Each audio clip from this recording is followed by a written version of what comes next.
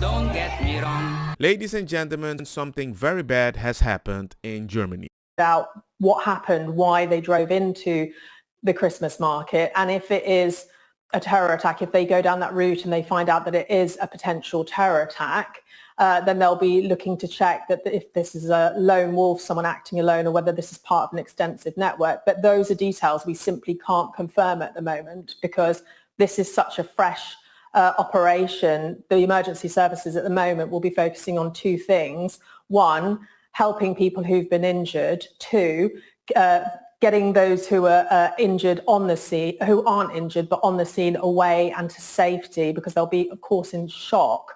And then their next focus will be trying to piece together exactly what's happened. And that is exactly what everybody is doing right now with alleged information. Let's just have a look at what the police have been saying at Siobhan. They've said the following. Initial report, extensive police operations are currently taking place at the Magdeburg Christmas market. The Christmas market in the city centre is closed. Further reports will be made. And of course, this comes, doesn't it, just a few weeks, Siobhan, since the German Interior Minister, Nancy Faeser, said that there were no concrete indications of a danger to Christmas markets this year, but that it was wise to be vigilant. And we know that there was a heavy police presence at this market in the state capital, that there were ambulances and police cars there as a cautionary measure.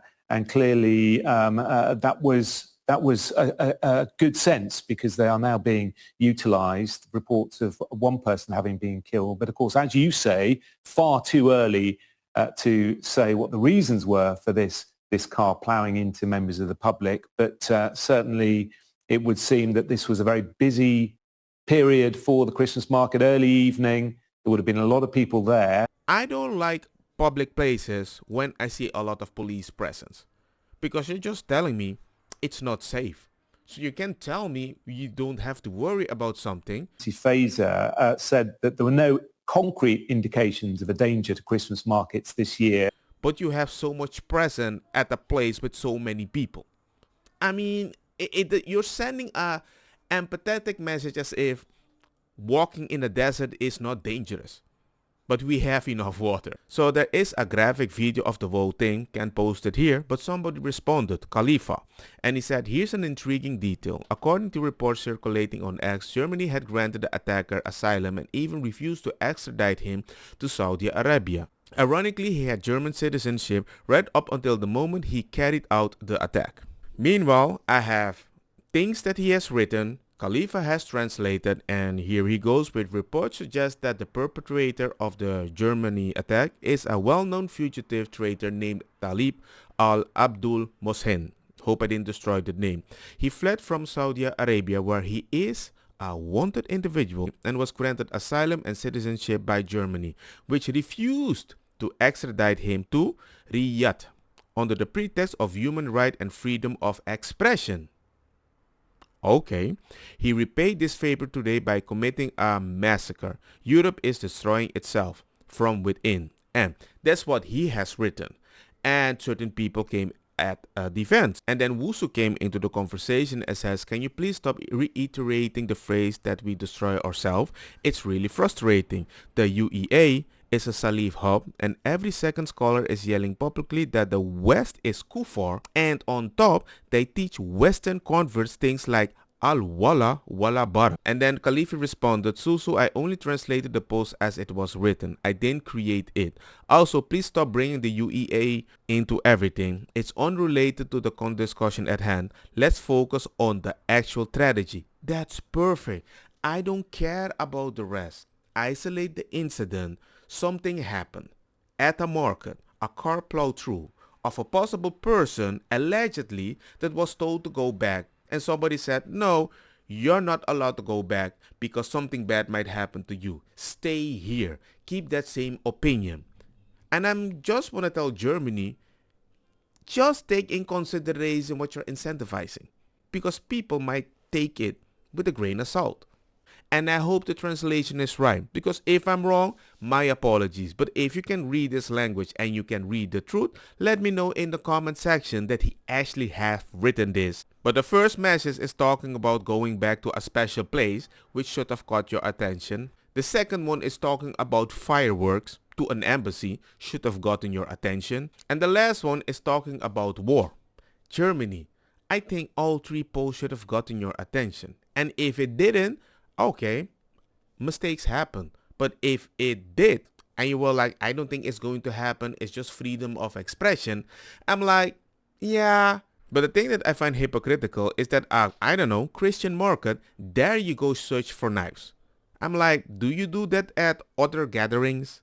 He's oftentimes relying on random anonymous accounts, these websites, these users on X who are trying to present themselves as the new CNN, the new New York Times, but have no research behind them, no backing, no institutional knowledge.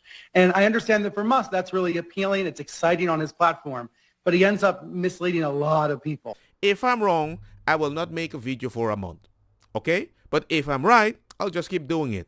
Is that a good deal? But I do want to ask you about Elon Musk's endorsement of the AfD, the far-right German political group on Twitter. This is in light of the German chancellor calling a no-confidence vote. There being new elections there in February. Very tumultuous time, not to mention what happened this evening at that Christmas market. Can you help me understand why Elon Musk would involve himself, as you try to understand it, in German politics in this way? Yeah, I really can understand it. AfD is referred to as the far-right party in Germany, but let's be honest, they are essentially a neo-Nazi party. At the core of their platform is the rehabilitation of the image of the Nazi party. They stand for lots of hateful things, including the mass deportation of anybody in Germany who is not born in Germany. One of their leaders' license plate honors Adolf Hitler. So this is obviously a really disturbing endorsement that Elon Musk has made of the neo-Nazi party in Germany. And if Elon Musk is actually in charge of the Trump administration, it portends some really, really evil things. Because he actually posted, the AfD is the only one that can save Germany. Basically, the mainstream media have declared Friedrich Merz the winner, completely disregarding the existence of the AfD. And Friedrich Merz, just like every other party, in fact, has already announced that he refuses to form a coalition with the AfD or even engage in any sort of discussion with them when it comes to political decision-making in the upcoming government. Furthermore, Friedrich Merz intends to consider collaborating with the Green Party coward and economic imbecile Robert Habeck, and he wants to form a coalition with the Green Party, which would mean extending our eco-socialist national suicide. How can I be so sure? Well, Friedrich Merz has already slammed Javier Milei and Elon Musk's Doge mission, implying that we will never see a reduction in our useless, hyper-bureaucratic overspending. And if you know anything about Germany, you probably know that we are the epitome, the meme nation of bureaucratic overspending. Weder vorher noch nachher, noch zu irgendeinem anderen Zeitpunkt gibt es eine Zusammenarbeit meiner Fraktion mit Ihren Leuten, egal mit wie vielen Leuten Sie hier im nächsten Deutschen Bundestag sitzen werden. Christian Lindner forderte in der Talkshow von Karen Mioska, mehr Milei zu wagen, sich also den ultraliberalen argentinischen Präsidenten zum Vorbild zu nehmen. Über diesen Vergleich zeigte sich Friedrich Merz bei Sandra Maischberger schockiert. Ich bin ehrlich gesagt völlig entsetzt gewesen. I fight for freedom in all aspects of life. That is to say, one of the things that seems most interesting to me is that when the Berlin Wall fell, it's true that officially fell in the year 1989, but the reality is that the wall, or socialism, fell in the year 1961 when they had to build the wall. I mean, they built it because people were leaving communist Germany for capitalist Germany. They realized that those on the Western side were much better off. And of course, to prevent people from leaving. They put, what a wonderful system, right? So, I mean, They had to trap people. They couldn't let them go. I mean, these are such wonderful ideas that they had to apply them at gunpoint. It's no coincidence that they killed 150 million human beings. So what happened then? The official fall of the wall in the year 1989 made it clear that socialism had failed. I'm going to be honest, I never understood the Berlin Wall, but now it actually makes sense. I think Kamala Harris will probably win in a cakewalk for governor. No! Okay. No! What are you doing? What are you doing? No, I'm telling you the reality, whether you like it or not. What are you doing? Democratic voters in California love to obey. And so... Oh my God. Oh my God. Oh my God. I'm going to move, Cenk. I'm going to quit my job. I'm going to quit my job and I'm going to move. I'm not saying I'm in favor of it. I'm telling you what's... Like if the Democratic Party said, we anoint Kamala Harris, a giant percentage of Democrats in California would go, yes, we obey.